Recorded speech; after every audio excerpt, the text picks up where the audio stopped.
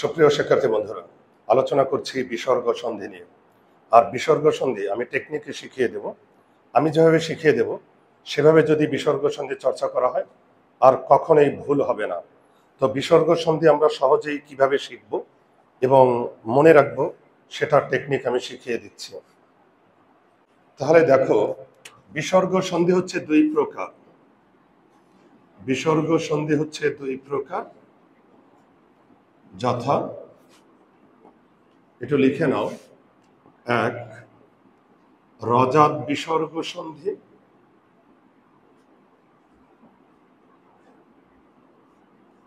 আর একটা হচ্ছে সজাত বিসর্গ সন্ধি। রজাত বিসর্গ সন্ধি আর একটা হচ্ছে কি সজাত বিসর্গ সন্ধি। আমরা এইভাবে শিখব। আর আমি যেভাবে এখানে লিখে দিচ্ছি, যেভাবে আমি শিখাচ্ছি ঠিক সেভাবেই তোমরা লিখবে। ওকে? তাহলে দেখো, রজাত বিসর্গ সন্ধি আমরা এটা দিয়ে শুরু করি। রজাত বিসর্গ সন্ধি।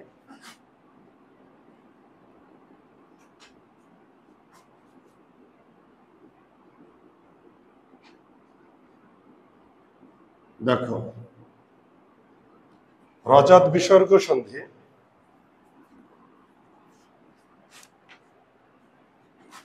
একটু লিখে নাও। জাত শব্দের অর্থ কি? এই জাত শব্দের অর্থ হচ্ছে জন্ম বা উৎপন্ন। লিখো। তাহলে রজাত বিসর্গ সন্ধি জাত শব্দের অর্থ হচ্ছে জন্ম বা উৎপন্ন। লিখেছ? তাহলে আমরা একটু সংজ্ঞার মতো লিখি। যদি কোনো শব্দে রয়ের পরিবর্তে বিসর্গ জন্ম নেয়,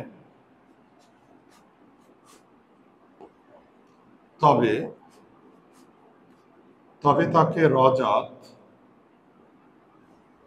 বিসর্গ সন্ধি বলে। তবে তাকে রজাত বিসর্গ সন্ধি বলে। একটা সংজ্ঞা দাঁড় করালাম, একটু লিখে নাও। যদি কোনো শব্দে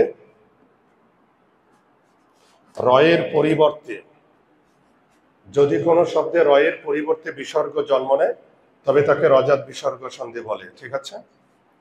চেনার উপায় আমরা চিনব কিভাবে? একটু লিখো। সাধারণত শব্দে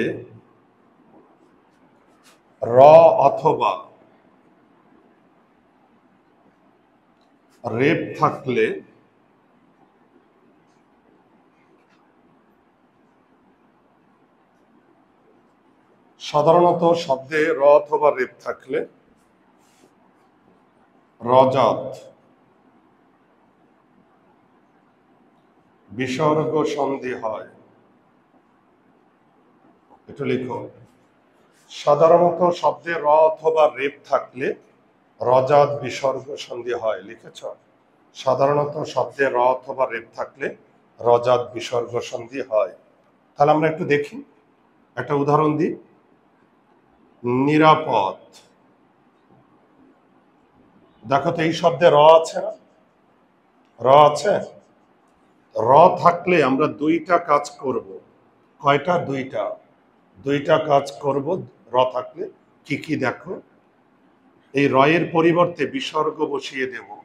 এই যে লিখে দিয়েছি, রয়ের পরিবর্তে বিসর্গ জন্ম নিবে। তাহলে রয়ের পরিবর্তে বিসর্গ জন্ম নিল। আর দেখো তো, রয়ের সঙ্গে একটা স্বরধ্বনি আছে আ। খেয়াল করেছ? মনে রাখবে, রয়ের সঙ্গে যে স্বরধ্বনিটা থাকবে সেটা দ্বিতীয় অংশের আগে পাঠিয়ে দেব। তাহলে রয়ের সঙ্গে স্বরধ্বনি আছে আ, এই আটাকে এখানে নিয়ে আসলাম দ্বিতীয় অংশের শুরুতে।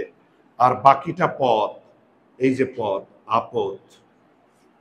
অঙ্কের মতো আমি আবার বলছি, র থাকলে দুইটা কাজ করব। এই দুইটা কাজ হচ্ছে, একটা রয়ের পরিবর্তে বিসর্গ, আর একটা হচ্ছে রয়ের সঙ্গে যে স্বরধ্বনি থাকবে সেটাকে দ্বিতীয় অংশের আগে পাঠিয়ে দেব। তাহলে রয়ের সঙ্গে স্বরধ্বনি আছে আ, আটাকে এখানে নিয়ে আসলাম, আর বাকি অংশটা পদ। এভাবে লিখো তো খুব দ্রুত। প্রাতরাশ। প্রাতরাশ অর্থ কি? সকালের নাস্তা। তাহলে দেখো এই শব্দে একটা র আছে। র থাকলে আমরা দুইটা কাজ করব। রয়ের পরিবর্তে বিসর্গ, আর রয়ের সঙ্গে একটা আ আছে। এই আটাকে দ্বিতীয় অংশের শুরুতে প্রাত যোগ আস। লিখেছ? আমি একটু উপর থেকে লিখে দিচ্ছি, দেখো।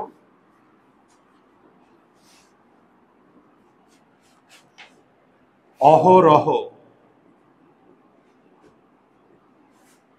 দেখো আমরা র থাকলে দুইটা কাজ করব। এই রয়ের পরিবর্তে বিসর্গ। এবার বলো তো রয়ের সঙ্গে কি স্বরধ্বনি আছে? অ। র। র। রয়ের সঙ্গে একটা অ আছে। যেমন এখানে ছিল রয়ের সঙ্গে আ, নিরা, র, আ, রা। এখানেও ছিল রা, রয়ের সঙ্গে আ। আর এখন হচ্ছে রয়ের সঙ্গে অ আছে, র। একটা অয়ের উচ্চারণ আছে। এই অয়ের উচ্চারণ ধরা পড়ে যদি রটাকে ইংরেজিতে ট্রান্সলেট করি, আর এ, র। এই এ হচ্ছে অ। তাহলে দেখো রয়ের পরিবর্তে বিসর্গ দিলাম, আর রয়ের সঙ্গে স্বরধ্বনি আছে অ। রয়ের সঙ্গে যে স্বরধ্বনিটা থাকবে সেটাকে দ্বিতীয় অংশের শুরুতে দিয়ে দেব, এই যে অ। বাকিটা হ, এই যে হ। অহযোগ অহ। এটা করো। অন্তরঙ্গ। অন্তরঙ্গ শব্দের অর্থ কি? ঘনিষ্ঠ। করো তো অন্তরঙ্গ, তাড়াতাড়ি করবে। আমি সবাইকে করতে বলেছি। অন্তরঙ্গ।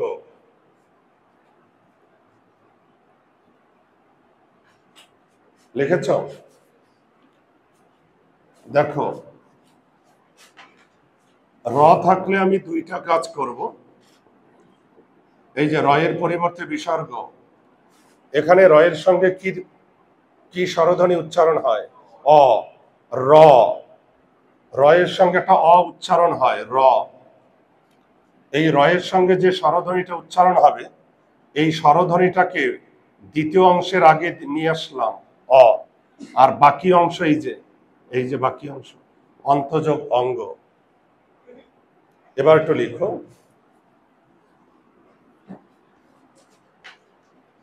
বহিরাগত। সহজ যদি তুমি বুঝো।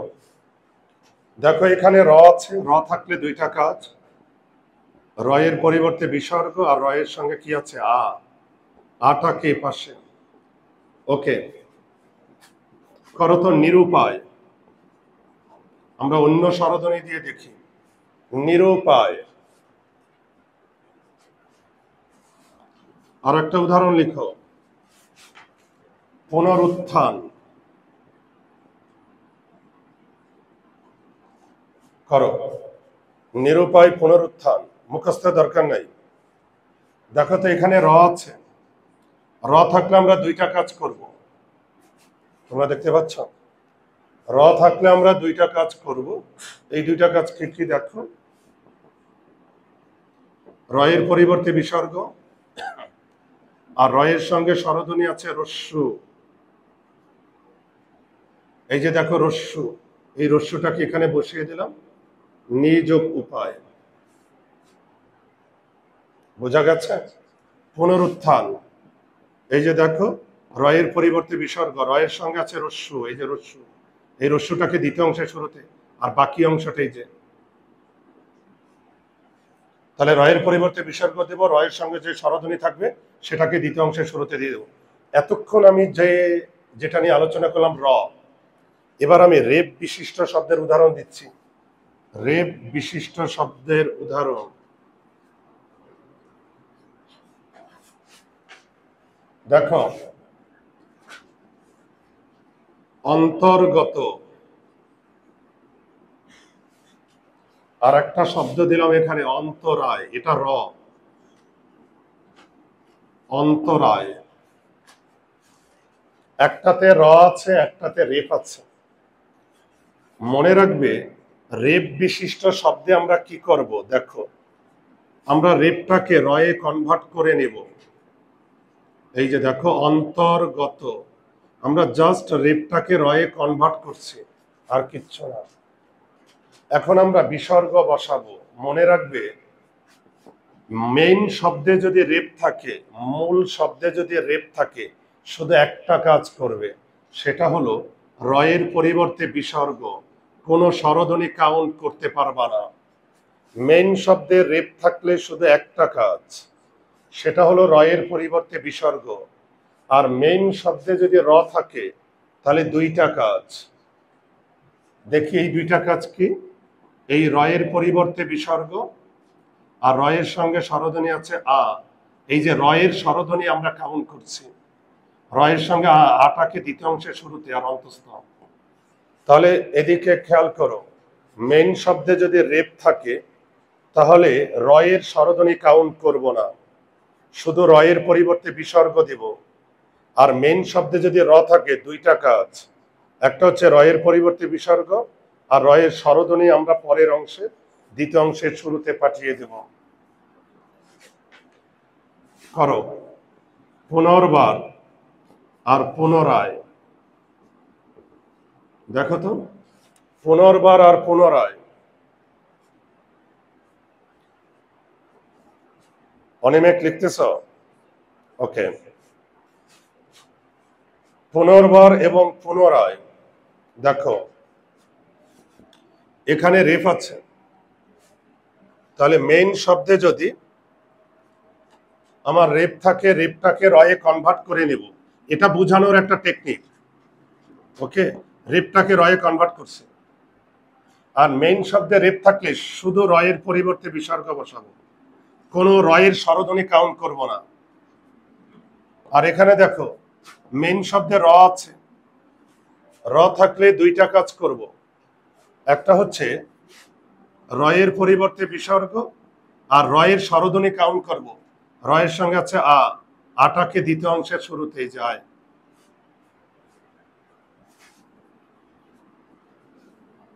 এবার লিখো ব্যতিক্রম।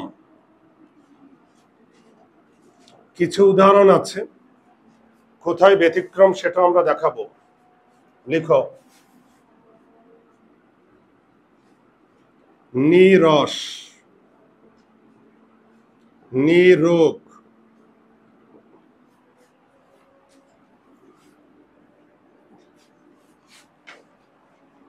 নীরব।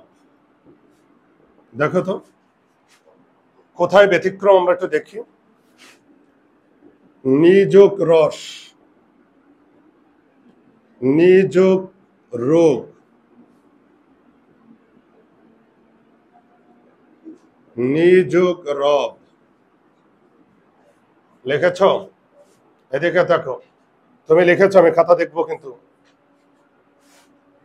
আচ্ছা, নিরস মানে রস নেই, নিরোগ মানে রোগ নেই, নীরব বলতে রব নেই, রব মানে শব্দ, সাউন্ড। এখানে ব্যতিক্রমটা কেন? দেখো, এখানে কিন্তু রয়ের পরিবর্তে বিসর্গ হয় নাই, খেয়াল করেছ? র কিন্তু ঠিকই আছে এখানে। আর অন্য এর আগে যতগুলো উদাহরণ দিয়েছি, সেখানে কিন্তু কোনো রয়ের অস্তিত্ব ছিল না, ছিল রয়ের পরিবর্তে বিসর্গ হয়ে গেছে। এখানে কিন্তু ঠিকই র আছে, কিন্তু রয়ের পরিবর্তে কিন্তু বিসর্গ হয় নাই। অথচ আমরা জানি রয়ের পরিবর্তে বিসর্গ হয়। আবার দেখো, আর একটা জায়গায় ব্যতিক্রম, এখানে ছিল দীর্ঘ ইকার, এখানে হয়ে গেছে কি হ্রস্ব ইকার। অথচ দেখো, এই নয় রস্যিকারের অর্থ কি বলতো? নাই বা নেই। নিরস মানে রস নাই, নিরোগ মানে রোগ নাই। অথচ এই নয় দীর্ঘিকারের কোনো মিনিং নাই, এটা অর্থহীন। পণ্ডিতরা এখানেই পাণ্ডিত্য দেখাইছে। কেন? এখানে এখানে রস্যিকার দিলেই তো সুন্দর হয়ে যেত। এখানে দীর্ঘিকার দিয়ে এখানে কি বানিয়ে দিয়েছে? রস্যিকার। কোনো কারণ নেই। আমার কথা কি বুঝতে পারছো? বরং এখানে রস্যিকার দিলেই সুন্দর হইতো। এখানে রস্যিকার, এখানে রস্যিকার, এবং এই নয় রস্যিকারের মিনিং আছে, এই নয় দীর্ঘিকারের কোনো মিনিং নেই। এই জন্য নানা কারণে ব্যতিক্রম। ওকে, এবার টাইটেল দাও, সজাত বিসর্গ সন্ধি।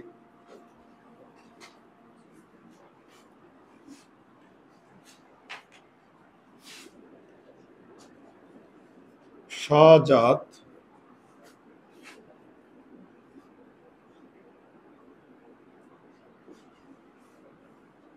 লিখো, সজাত বিসর্গ সন্ধি।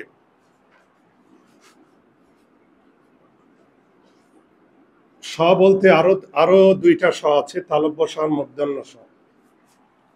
আমি যেভাবে লিখে দিচ্ছি ঠিক সেভাবে লিখে নাও। খেয়াল করো, স বলতে আমরা তিনটা স আছে, তাই না? তালব্য স, মূর্ধন্য স, দন্ত স। কয়টা স? তিনটা। তাহলে এই তিনটা স এর পরিবর্তে বিসর্গ জন্ম নিবে। এটা সংজ্ঞাটা লিখে নাও। তালব্য স, মূর্ধন্য স, দন্ত স এর পরিবর্তে বিসর্গ জন্ম নিবে। এ কারণে এটার নাম সজাত। সজাত বিসর্গ হচ্ছে তালব্য স, মূর্ধন্য স, দন্ত স এর পরিবর্তে বিসর্গ জন্ম নিবে। এটা খুব সহজ। দেখো, আবিষ্কার, শুধু স এর পরিবর্তে বিসর্গ দিয়ে দাও, তাহলে হয়ে যায়। আবিযোগকার, দেখো, ইতস্তত, শুধু স এর পরিবর্তে বিসর্গ দিয়ে দেব, ইত যোগ তত।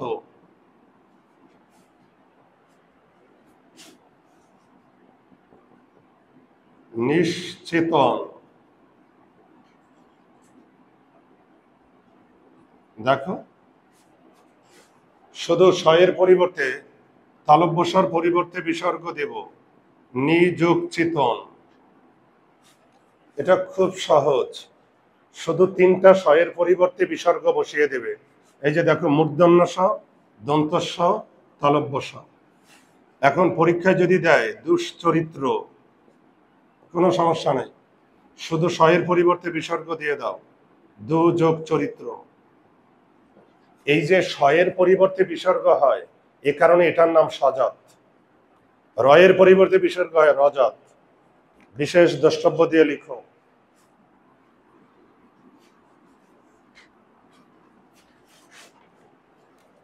বিশেষ দ্রষ্টব্য দিয়ে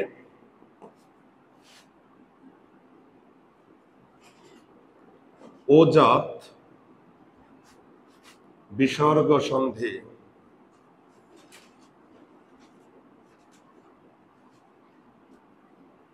খেয়াল করো, বিশেষ দ্রষ্টব্য দিয়ে ওজাত। আসলে এই ব্যাকরণের পণ্ডিতরা তারা রজাত আর সজাত দিয়েছেন, কিন্তু আমি খুঁজে খুঁজে আমি আবার আর একটা নাম দিয়েছি, ওজাত। বুঝতে কি পারলে? রজাত সজাতের বাইরে ওজাত বিসর্গ বলে একটা সন্ধি হয়। এখন আমরা চিনব কিভাবে? লিখো, চেনার উপায়। চেনার উপায়টা আমি শিখিয়ে দিই।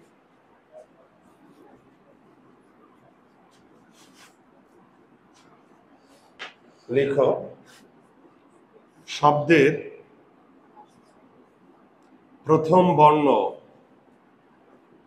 আর দ্বিতীয় বর্ণ, এই হিসেবটা তোমাকে করতে হবে।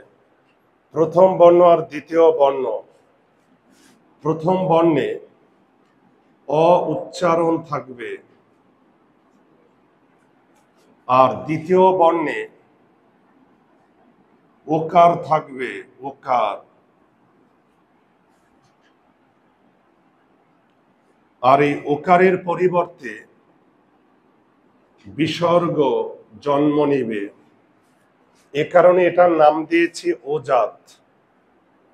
তাহলে তুমি কিভাবে বুঝবে এই শব্দে বিসর্গ হবে? চেনার টেকনিকটা হচ্ছে, প্রথম বর্ণে অ উচ্চারণ থাকবে আর দ্বিতীয় বর্ণে থাকবে ওকার, আর ওকারের ও এর পরিবর্তে বিসর্গ জন্ম নিবে। দেখো,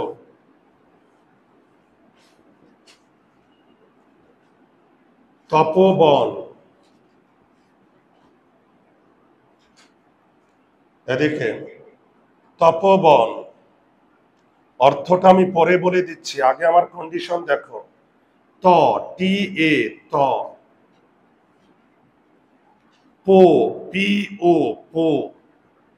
মনে রাখবে, অ ইংরেজিতে এ, ও ইংরেজিতে ও অ্যালফাবেট। তাহলে এই যে দেখো ত, ত এর সঙ্গে কি আছে? অ। ত, একটা অ উচ্চারণ আছে। পো, এখানে আছে ওকার। এই ওকার তো চোখে দেখা যায়, তাই না? তাহলে প্রথম বর্ণে অ উচ্চারণ, দ্বিতীয় বর্ণে ওকার। এখন আমরা কি করব জানো? এই ও এর পরিবর্তে বিসর্গ দিয়ে দেব। এই যে শেষ, ওজাত। ও এর পরিবর্তে বিসর্গ হয়েছে। তপবন অর্থ কি জানো? যে বনে তপস্যা করা হয়, যে বনে সাধনা করা হয়। এখন আমি জানতে চাই, রাকসান বলো। মনোযোগ, এটা বিসর্গ সন্ধি হবে কিনা? ওজাত। মনোযোগ কিভাবে বুঝলে? প্রথম বর্ণে অ উচ্চারণ আছে আর দ্বিতীয় বর্ণে ওকার। Very good. দেখো ম, ম একটা অ উচ্চারণ হয় না? ম, এই যে এম এ, ম, এই এ মানে অ, আর দ্বিতীয় বর্ণে ও এর উচ্চারণ আছে। তাহলে আমরা ওকারের পরিবর্তে বিসর্গ দিয়ে দেব। মনোযোগ যোগ, ওজাত। এখন দেখো তো, সদ্যজাত, এটা যদি পারো তাহলে বুঝবো। সদ্যজাত তো বুঝো, নিউ বর্ন, যে রিসেন্টলি জন্মগ্রহণ করেছে। আমি জানতে চাচ্ছি এটা ওজাত বিসর্গ সন্ধি হবে কিনা? বিসর্গ সন্ধি হবে কিনা আগে এটা বলো। প্রথম বর্ণ স, এস এ, স। এই এ মানে অ, স, একটা অ এর উচ্চারণ হয়। দ্বিতীয় বর্ণে আছে উকার, উকার আছে না? তাহলে এখন আমরা উকারের পরিবর্তে বিসর্গ দিয়ে দেব। সদ্য যোগ জাত। দেখো তো, পরীক্ষায় যদি প্রশ্ন করে ততোধিক কোন সন্ধির উদাহরণ, পারবে কিভাবে? ততোধিক কোন সন্ধির উদাহরণ? উত্তর হবে বিসর্গ সন্ধি। তুমি কিভাবে বুঝলে ততোধিক বিসর্গ সন্ধির উদাহরণ? বুঝলে কিভাবে? এখানে তো রও নাই, সও নাই, রও নাই, সও নাই। কিভাবে বুঝলে এটা বিসর্গ সন্ধির? এই যে দেখো ত, টি এ, ত। এই ত এর মধ্যে একটা অ আছে, তাই না? ত, একটা অ এর উচ্চারণ, আর দ্বিতীয় বর্ণে আছে ওকার, আছে না? এখন আমি দেখি ওকারের পরিবর্তে বিসর্গ। এবার দেখো, আর বাকি থাকে ধিক। এইখানে একটা স্বরধ্বনি অ্যাড করতে হবে, যুক্ত করতে হবে। কেন বলো তো? কারণ ততোধিক মানে হলো তার চেয়েও বেশি, আর বেশি মানে কি? অধিক। এই জন্য একটা বাইরে থেকে অ আনতে হয়। তুমি যদি অ না দাও তাহলে মিনিং চেঞ্জ হয়ে যায়। এই ধিক মানে ধিক্কার, ততোধিক মানে কি? ধিক্কার। ততোধিক মানে কি? বেশি, আর তার চেয়েও বেশি, আর বেশি বুঝাইতে অ, এটা দেখলে বুঝবে। লাস্ট উদাহরণ, যশোভিলাস।